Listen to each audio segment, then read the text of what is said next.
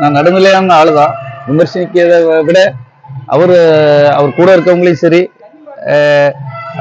நிர்வாகிகளையும் சரி, ரசிகர் மன்றத்தை சேர்ந்தவங்களையும் சரி, அதிகாரிகளும் சரி, கண்குத்தி பாம்பா அவர் கவனிக்கணும். கவனிச்சு எது நல்லது எது கெட்டதுங்கிறத நல்ல தெளிவா ஆராய்ந்து அவர் முடிவெடுத்து அவர் வளரணுங்கிறத என்னுடைய ஒரே 100% ஆசையும் அந்த ஒண்ணு தான். ஏன்னா 27 ஆண்டுகள் அவர் கூட முழுமையா இருந்த ஒரு ஆள் யாருன்னா அது நான் மட்டும்தான்.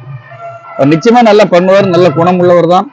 அவர் இன்னும் அதிகமாக, ஏன்னா இந்த மக்கள் புரிய பறந்த மக்கள் தொகை உள்ள நாடு. நிறைய பிரச்சனைகள் இருக்கு. ஏழை மக்கள் அதிகம், வேலைவாய்ப்பு பிரச்சனைகள், தொழில் பிரச்சனைகள், கால்வாய்கள், விவசாயம், சிறு தொழில், குறு தொழில், நிறைய பிரச்சனைகள் உள்ள ஒரு நாடு.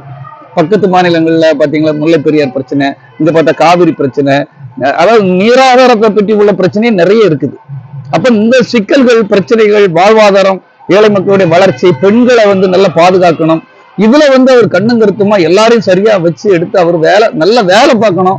அவர் நல்ல பெருசா வரணுங்கிறது தான் என்னுடைய ஆசை. நான் விமர்சனம் பண்ற இடத்துல இப்ப இல்ல. அவரை பற்றி விஜய்க்கு எதிர்ப்புன்னு சொல்ல என்னுடைய மனசுக்குள்ள என்னன்னா, நானும் ஒரு ஏழை குடும்பத்துல, விவசாய குடும்பத்துல பிறந்தவன். இன்னைக்கு டிஎன்பிஎஸ்சி உங்களுக்கு எக்ஸாம் எழுதிட்டு எவ்வளவோ ஒரு வெயிட் பண்ணிட்டு இருக்கிறாங்க. அவங்க உண்மையாவே படிச்சு அந்த புத்தகத்தெல்லாம் ஆராய்ந்து படிச்சு எக்ஸாம் எழுதுற கூட நிறைய பேர் இருக்காங்க. அந்த எக்ஸாம் எழுதுற மாணவர்கள் ஒரு வாழ்க்கையை கேள்விக்குறியாகி ஒரு ஏழை மக்களுடைய பிள்ளைகள் இந்த அரசு வேலை கிடைச்சிடான்னு ஏங்கிக்கிட்டு இருக்காங்க. அந்த மக்களுக்கு உரிய வேலை வாய்ப்பை இப்ப இவங்களுக்கு கொடுத்தா கூட பொருள், அவங்களுக்கு வேலை வாய்ப்பு அதிகரிக்கப்பட்டு அந்த ஏழை மக்கள் நிறைய பேர் இருக்காங்க. இந்த எம்ப்ளாய்மெண்ட் ஆபீஸ் மூலமா இந்த டிஎன்பிஎஸ்சி பரீட்சை எழுதுறவங்க படிச்சு கஷ்டப்பட்டு எப்படியாவது ஒரு வேலை கிடைச்சுமான்னு இயக்கத்தோடு இருக்கிறாங்க. அந்த மக்களுக்கு வாய்ப்புகள் கிடைக்கணுங்கிறது என்னுடைய ஆசை. ஏழைகளுக்கு வேலை கிடைக்கணும், உழைக்கிறவங்களுக்கு வேலை கிடைக்கிறோம். சும்மா அந்த கவர்ச்சிக்கோ இந்த இதுக்காக வந்தாரு அதுக்காக இந்த சென்டிமெண்ட்டுக்காக வேலை கொடுக்கிற விஷயம் வரவே கூடாது. எப்ப குவாலிட்டிக்கு என்ன மரியாதை இருக்கு, உழைப்புக்கு என்ன மரியாதை இருக்கு, படிப்புக்கு என்ன மரியாதை இருக்கு, அனதாபி கருணை அதெல்லாம் வரவே கூடாது. அது எல்லா இடமும் நடக்கிறது. எல்லாரும் விபத்து நடக்கிற இடத்துல எல்லாத்துக்கும் நம்ம வேலை கொடுக்க முடியுமா? முடியாது. படிப்புக்கு தான் இங்க முக்கியத்துவம் கொடுக்கணும், திறமைக்கு தான் இங்க முக்கியத்துவம் கொடுக்கணும், உழைப்புக்கு தான் முக்கியத்துவம் கொடுக்கணும். இது என்னுடைய வேண்டுகோள். இது குறை சொல்வதற்காக அல்ல. அதிமுக கூண்டோடி தாவைகள் இணைஞ்சிட்டு இருக்காங்க. முக்கியமா அதிமுக 90% கூண்டோடி காலியாயிருக்கு. இதெல்லாம் ஒரு பச்சொந்தித்தனமான ஒரு விஷயம். இதையும் விமர்சனம் பண்ணாங்க. பச்சொந்தித்தனமான விஷயம். ஏற்கனவே ஒரு அதிமுக மூலமாக ஒவ்வொருத்தரையும் நான் பார்த்திருக்கேன்.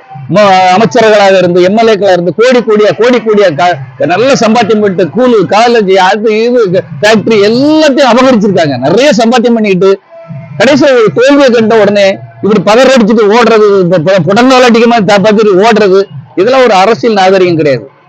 இதெல்லாம் ஒரு நல்ல விஷயங்கள் கிடையாது. ஏன்னா இன்னைக்கு வெற்றி, நாளைக்கு தோல்வி, நாளைக்கு தோல்வினா அடுத்த நாள் வெற்றி.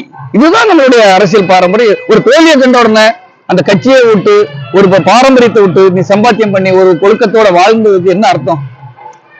இவ்வளவு அனுபவிச்சு என்ன அர்த்தம்? அதனால இதெல்லாம் ஒரு நல்ல ஒரு பண்பாடான அரசியல் அல்ல. நான் புதுசா பாக்குற மாதிரி இருக்குது.